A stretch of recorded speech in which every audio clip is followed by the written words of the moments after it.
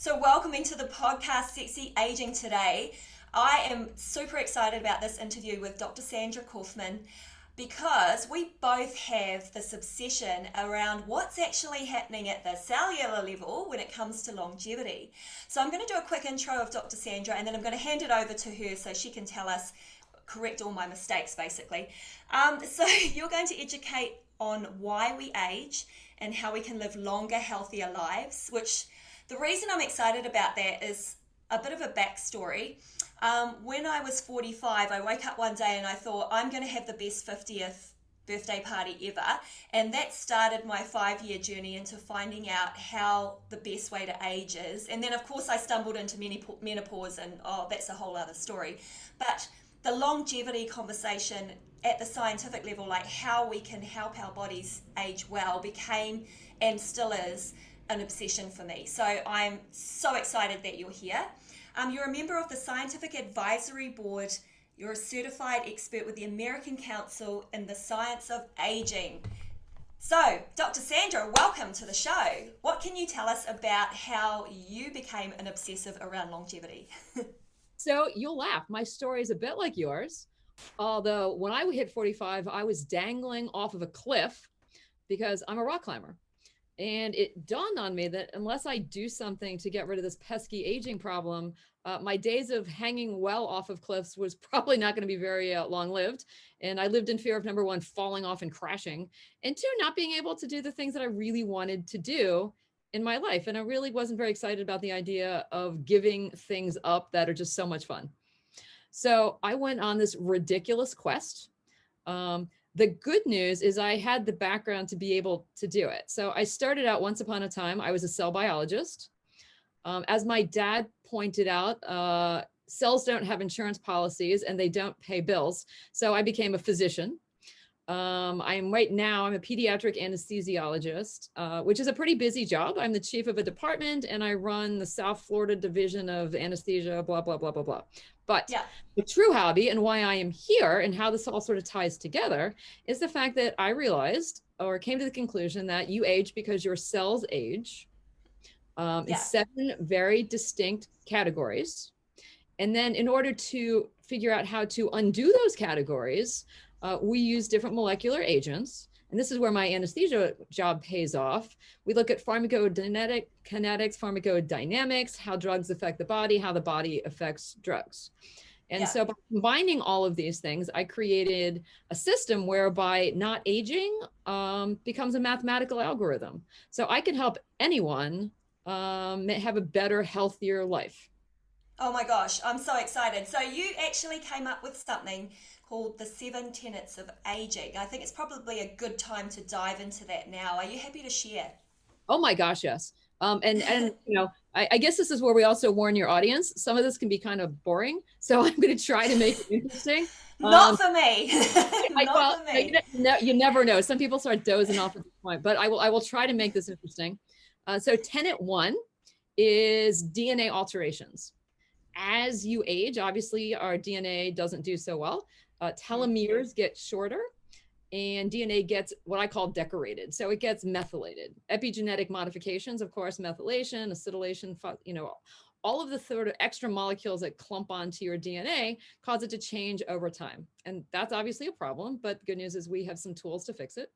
And then lastly, in the DNA category, I talk about DNA protection because DNA gets attacked by a variety of substances and insults over the course of your life, and you need to protect your DNA.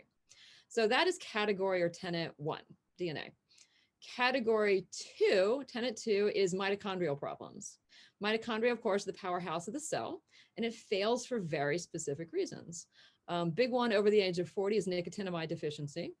And then, of course, we talk about free radicals. We use oxygen because we have to. Unfortunately, oxygen causes problems. 1 to 10% of it becomes free radicals over time. I like to think of them as tiny little bombs that blow up pieces of your cell. We have endogenous free radical scavengers, but of course they fail over time. So we need to work on controlling our free radicals. There are, of course, other reasons that mitochondria fail over time. You can talk about coenzyme Q, you can talk about a variety of subunits, but those are the big reasons. Let's see, tenet 3 is what I call pathways. And this is the sirtuin pathways. the AMP kinase pathway, and the mTOR pathway. And these are things that start at the gene level, which then work into proteins, which control various ways that we age. Sirtuins, we want to be turned on. AMP kinase, we want to be turned on. mTOR, we probably want to turn off. And we have substances that can control these things. So that's kind of really cool. Just briefly, people are really obsessed right now with these caloric restriction diets, and that actually functions because it activates the AMP kinase pathway, puts your body in a state of hibernation, and then it increases longevity. So that's how that works. Let's see, category 4, tenet 4 is what I call quality control, and it has to do with DNA and protein repair mechanisms. So people go, oh my God, why is that important? Every cell, every day, has 10 to the 5th errors. It can be little errors, can be big errors, but all of these errors have to get fixed or they can result in cell death, apoptosis, and or cancer. So you have to fix your DNA. You have to fix your proteins. And then the other thing in this category is autophagy, which is cellular recycling. And that, of course, helps longevity as well. Let's see, where are we? Tenet 5, this is your security system, right? This is your inflammatory system, essentially. I call it your security because it's kind of the same thing. When you're younger, it protects you. As you get older, it turns on you because you become systemically inflamed. You get increased lymphomas and leukemias in the cells that are supposed to protect you. You get decreased ability to make antibodies to vaccines, which is what we're seeing now all over the globe. But really, the inflammation is the huge problem in this category. Let's see. Tenet 6, I call individual cell requirements. And this talks about senescent cells versus stem cells versus what a red cell needs versus what a liver cell or a bone cell needs. So these are just very particular requirements. And then category 7, I always laugh, you have to take the trash out, right? So this is waste management. So this is basically glycation issues. Everyone knows that glucose isn't so great for you. And interestingly, fructose is even worse. All these people that like obsess about fruit is way worse than glucose. AGEs are advanced glycation end products, and they wreak havoc all over your body. They stick to everything. They stick to collagen, so that they destroy all of your organ systems that are collagen based. And they're extremely inflammatory, which then adds to category 5. So that's kind of a problem. And then lastly in this category is the accumulation of lipofuscin. So autophagy leads to the accumulation of lipofuscin, especially in cells that do not turn over. So that becomes incredibly important in your brain. Most people over the age of 90 have huge accumulations of lipofuscin in their brain cells, and it sort of allows you to not think very well. So that, in a very abbreviated nutshell, is the reasons that you age. Yeah, I just learnt like 30 things. I personally understand a lot of what you're saying, but I want to keep it really actionable for the audience. Sure. So out of the 7 tenets, how can we make some of those things practical to our lives daily? Okay, so I asked the very same question, right? And this is why everyone's confused. So the book that I wrote, it literally is called Why We Age and How to Stop It. So the first half is why we age, right? Woohoo! Yes. So the first half literally goes into all of those 7 reasons in horribly painful detail. Some people love the detail. Some people like can't stand the detail. There are really a lot of bad jokes to keep people sort of moving along. But I thought it was incredibly important that if people really wanted to know, the information was there. Most people just gloss over it. But the key to the second part is that there are absolutely oral agents that can reverse, if not at least decelerate, all of these processes. Okay. And I got obsessed with trying to figure out how well different things did in different categories. Okay. Right? Yeah. It is not a one-to-one relationship. Like, it's not like agent A fixes problem A. It doesn't work like that. Agent A may do a little in tenet 1 or tenet 3 or tenet 5. Hard to say, but they're very variable. So what I did is for every molecular agent, I rated it in each of the 7 tenets. Okay. Awesome. Yeah. I did it, and I'm like, well, it's the Kauffman rating system, because why not, right? So if agent A did nothing for your DNA, Zippo 0, it got a 0. Okay.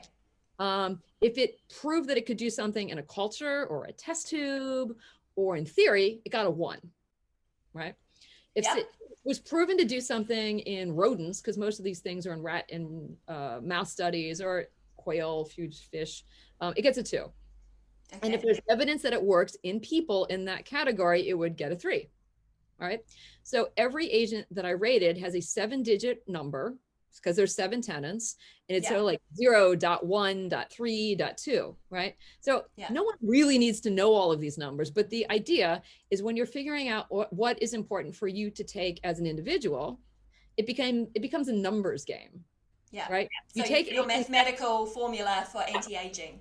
That's exactly right. And you take agents, so when you line them up, you go, oh, look, I've got good numbers in all of my categories. Et voila, you just figured it out. So it's very simple.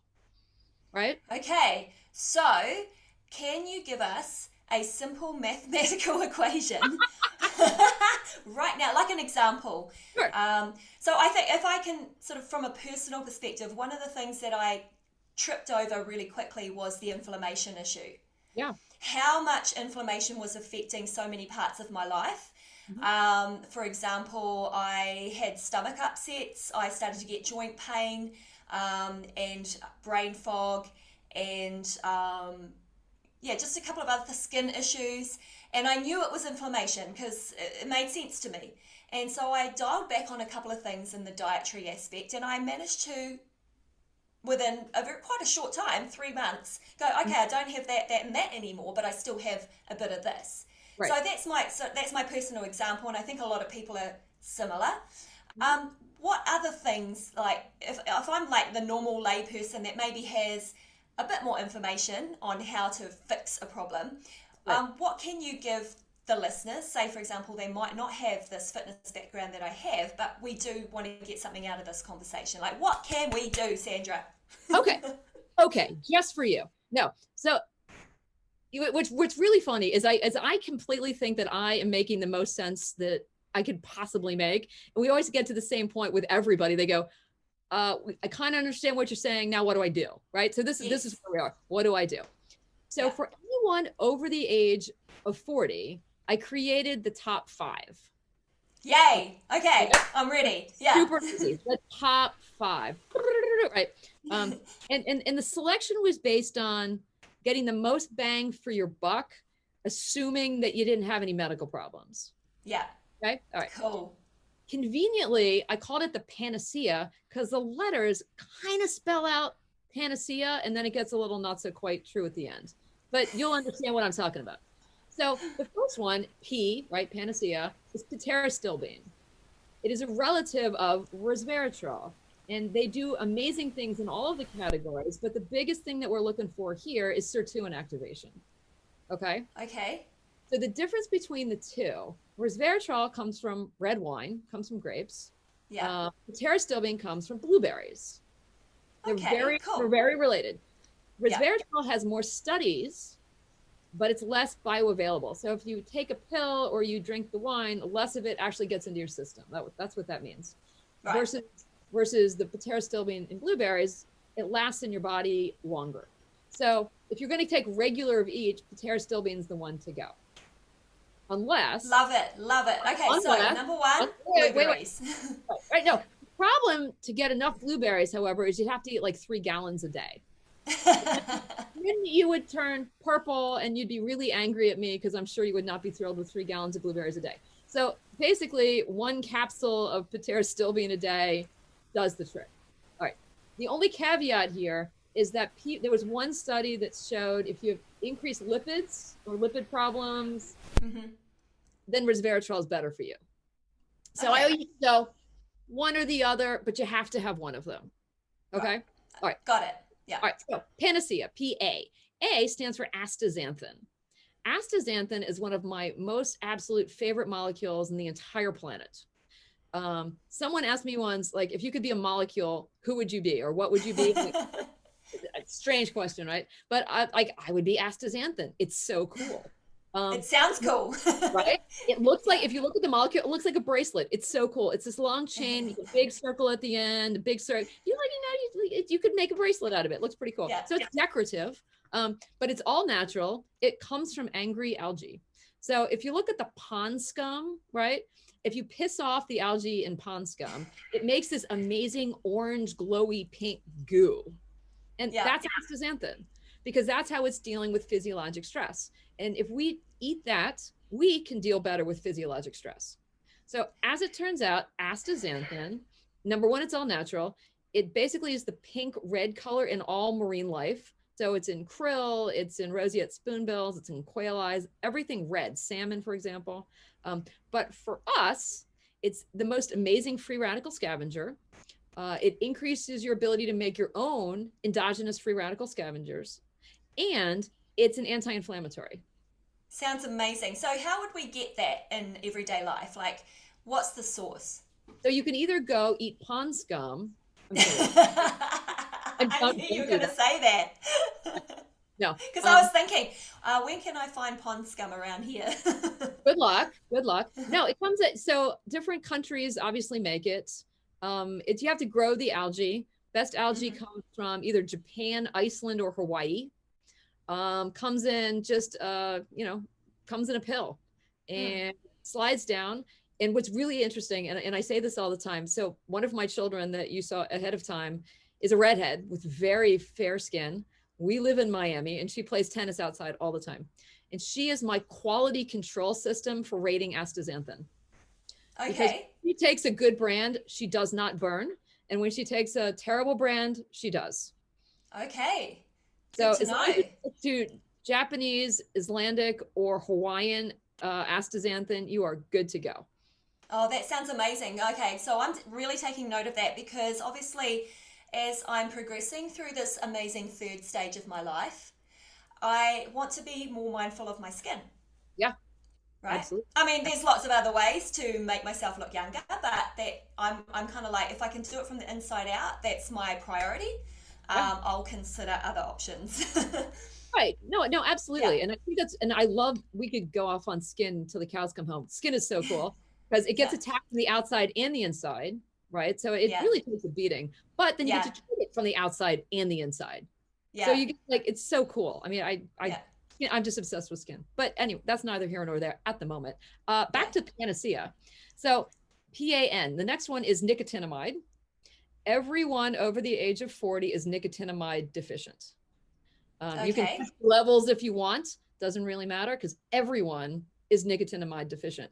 And the reason that this is important is nicotinamide does 4 extremely important things in your cell. Okay, this is where it gets cool. All right, number 1, you need it for your electron transport chain in your mitochondria to make energy, right? Okay, yeah. So this is one of the big reasons that when you hit 40, 45, your energy levels start to fall. You find it harder to recover. You can't jump as high. You can't move as fast. Like I noticed all those things, and but from a mature perspective, I kind of went, okay, that's okay. Right. That's all right. Right. But it's not. Right. So nicotinamide is energy. Nicotinamide is a necessary cofactor for their sirtuins. So like so the first one, you took the pterostyl or the resveratrol, that's not going to work if you're nicotinamide deficient. Okay, got it. Okay, got it. The other thing nicotinamide does is when you go to repair your DNA, if you got these little enzymes come along and they literally remove chunks of bad DNA, right? Right. But your body's smart, it looks around and goes, well, how am I going to fill in the holes? So it takes the nicotinamide molecule apart and patches it. Oh, wow. So if you are short of nicotinamide, your body has to go, well, what am I going to do? Energy, DNA damage, sirtuins, and all of the systems fall apart. Yeah. Okay. Right. So we're basically falling apart without it. But the good news is we know why. So now we can fix it. Right. Yeah.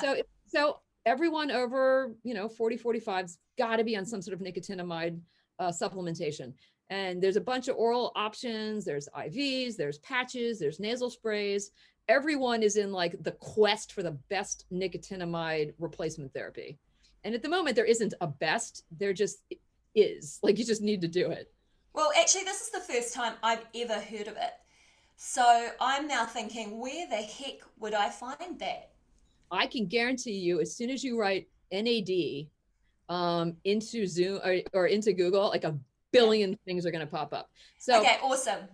So, but as a brief overview, I will tell you. So people figured this out probably a decade or so ago.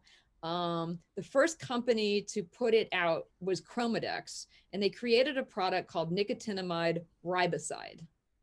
They Okay. patented it, trademarked it, whatever one does. So everyone had to take nicotinamide riboside. A few years ago, someone else came up with something called nicotinamide mononucleotide, which was just a little bit different, but still did the same thing in the body. So there is a raging war between these two agents, like who's taking what, right? But Wow. they're Yeah. both patented, they're both trademarked. So other people are like, well, there's got to be better ways to get this into your body that's not competing with that. So that's why there's IV infusions. Right. In the Okay. US, you can walk into these clinics, and so for $1,000, you can get an IV infusion, which I don't really think is necessary, but some people think it's cool to get IVs. And then Yeah. other people are like, no, no, no, I want a patch or this or that. But the war is on. It's because everyone knows that it's absolutely pertinent. Yeah. Well, this is amazing. I mean, anyone who's been following the podcast episodes know that I'm still stuck back at the HRT patch. Wait. So very interesting. So I actually, not to interrupt the whole panacea conversation, Okay.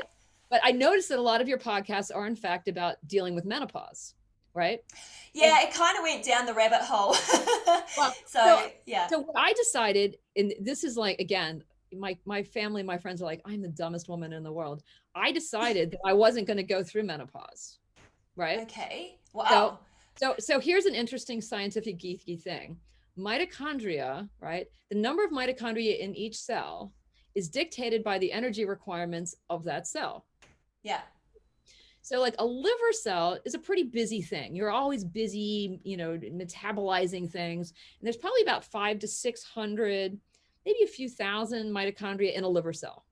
Yeah. Okay. Okay. Bones have less, brain has a lot. Your oocytes, the cells in your ovary, have the most. Yeah. When you Okay. are about to ovulate, it's 500,000. Wow. It's not just a little bit. It's like off the charts number of mitochondria, right? Okay. So, Yeah. so menopause is essentially, at the most basic layer, mitochondrial failure. Right. So, Yeah. so if you could prevent your mitochondria from failing, you can theoretically stave off menopause for an extraordinarily long time. Oh, wow. Wish I knew this before. I wish I knew this before. It's amazing. So I am 50, I'll be 53 in 2 weeks, and I am nowhere near menopause. I keep checking my levels going, yes. Yeah. It's all So you my have no symptoms whatsoever? none. Wow, that's so cool. Because I've had 27. 27 symptoms. Yeah, I have and am experiencing 27 out of the 34 known symptoms of menopause. Oh my gosh. It's certainly possible. I mean, you're still very young. We may be able to sort of reverse some of that. I mean, Yeah. if you could jumpstart your ovarian cells into making some of these hormones, which we very well might be able to do, some of that may Yeah. go away. Yeah. I mean, I'm kind of successfully managing it, and obviously the conversations that I have with people like yourself really help me dive into how do I get this even better, like the longevity thing, and also managing menopause as a natural life stage. But yeah, okay, we're up to PAN. N, right? Yeah. Yeah. Oh, so we didn't. So this is where the system falls apart a little bit. There's 2 C's. Okay. So C1 is curcumin, which is Yeah. the most amazing anti-inflammatory ever. Yeah. But it comes with caveats. Caveat 1 is everyone says, oh, I eat turmeric. It's the same thing. And the answer is not really. There is 1 to 3% curcumin in turmeric. So you Right. have to eat a lot, right? And if you take straight curcumin, the half-life is very, very, very short. So you eat it, you're good for an hour, and then you're screwed for the next 23 hours. Okay. Right? So people always like, oh, I want to give you natural. So this is one of those agents where you're like, it's kind of natural, but it's souped up, right?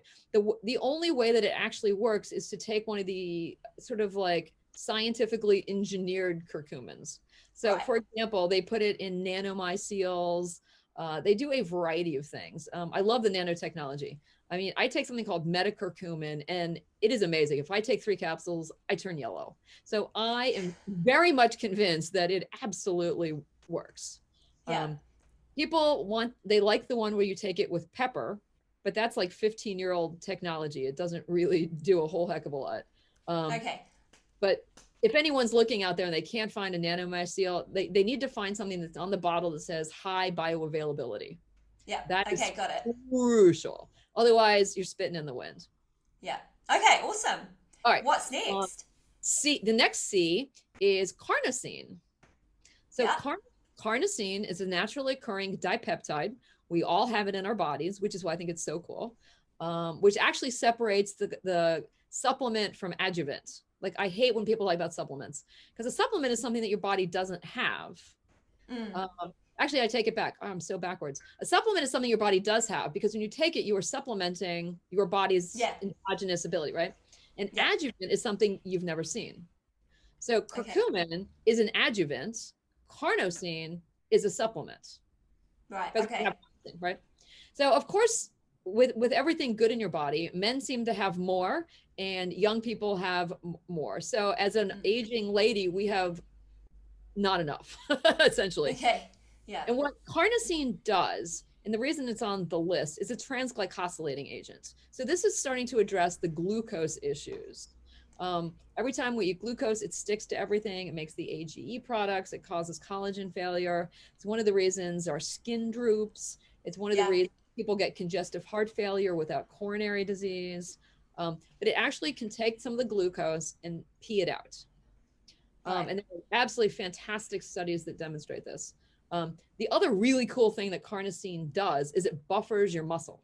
So when you are exercising and you're on carnosine, you don't get the lactic acid burn.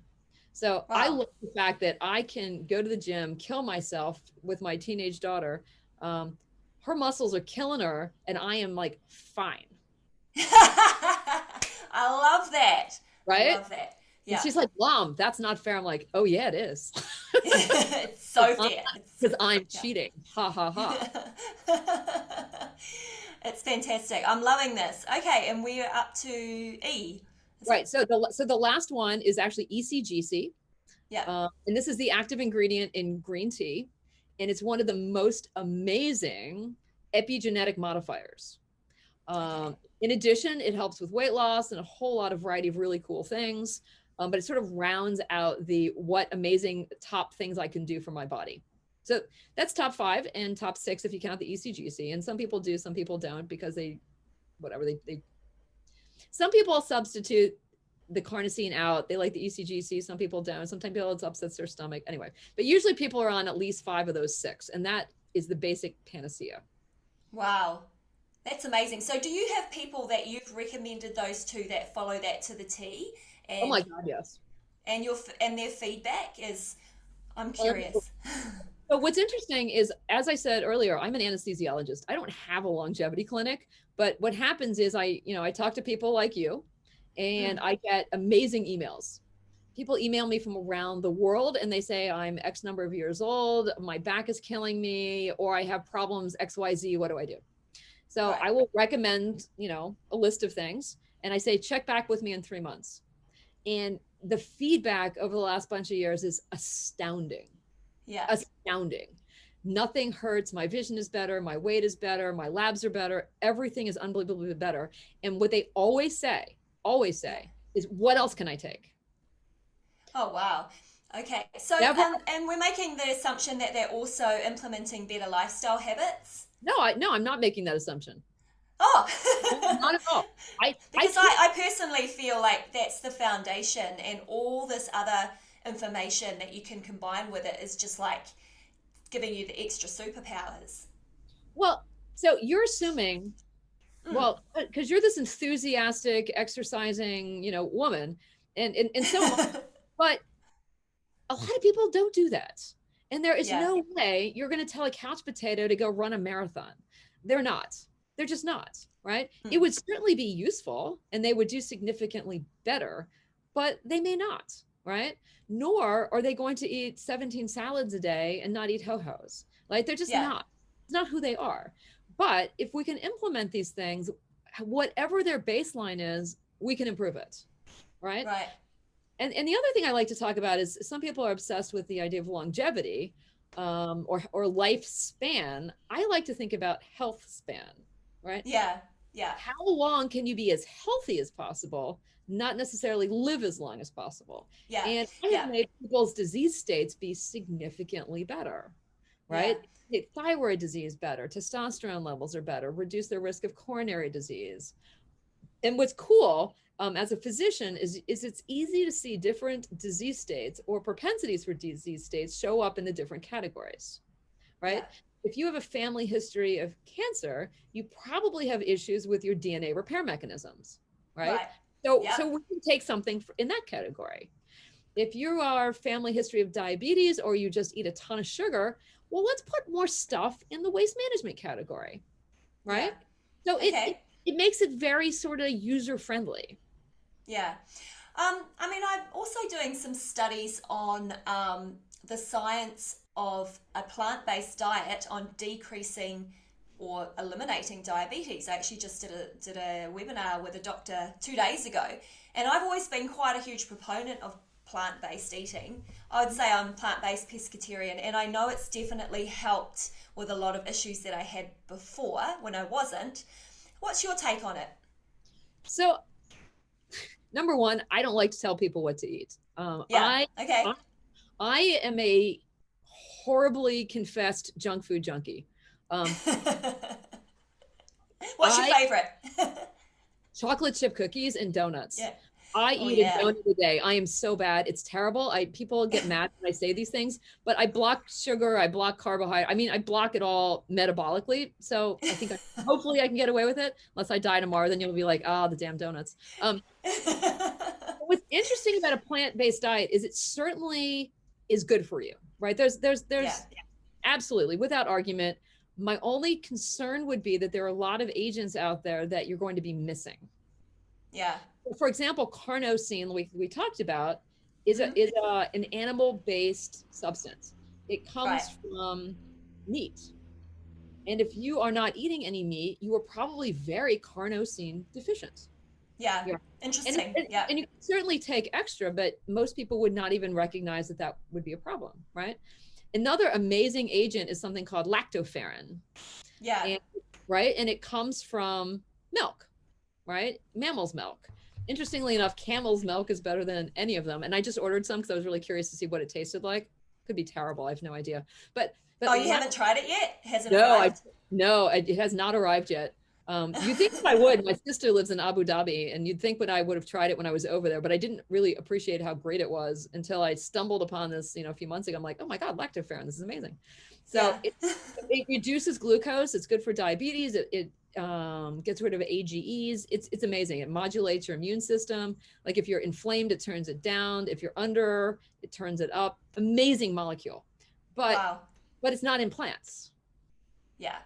Right. So I just think that there are certain things that one is missing out that you have to be aware of to try to sort of compensate for that lack. Yeah. Got it. Yeah. Granted, they're not donuts either, but Yeah. Well, I kind of like the idea. I mean, I think I'm sitting in your camp where it sort of hits, 2 and 3 o'clock in the afternoon. I'm like, well, I've worked really hard and I deserve this and I like it. And then if I could use some blockers so I could continue with that little piece of joy. Yeah, right. Because life is a little bit of joy. That's right. It is. Yeah, 100%. And that, I mean, I think joy and community and having conversations is what contributes to longevity. Obviously, that's, when we look at the blue zone people, that's one of the things that they talk about is, having community and stuff. So, yeah, okay. So you've written this book, and this is the time of the podcast that I usually ask the guests to share with us a book that they would recommend. You have a book. Let's go. Okay. Right. I hate to be narcissistic and there are amazing books out there. There really are. So this is mine. I'm going to hold it up. Yes. It is Kauffman Protocol. I hope you can see that. We can see it is written for everyone. There's a lot of science in it, but there's a lot of just like it basically says, okay, blah, blah, blah, blah, in science you speak, and then it says, this is what it means, right? And it's actually in different fonts. So you could just skip the stuff in italics and go straight to like the this is what it means part. So anyone can understand this. And it's sort of become this like weird followed book in the longevity world. It's crazy. I didn't have a publisher when I did it. It was only on Amazon. I had no agent. I had nothing. And it's like this cult classic. It is crazy. I have seen it on people's coffee tables. I've seen it in crazy, crazy, crazy places. People send me pictures of it, like in random places. I'm just like, oh my God, I just find that amazing. Like I was happy when I sold the first 10 and now I'm in like I don't know, 50, 60,000.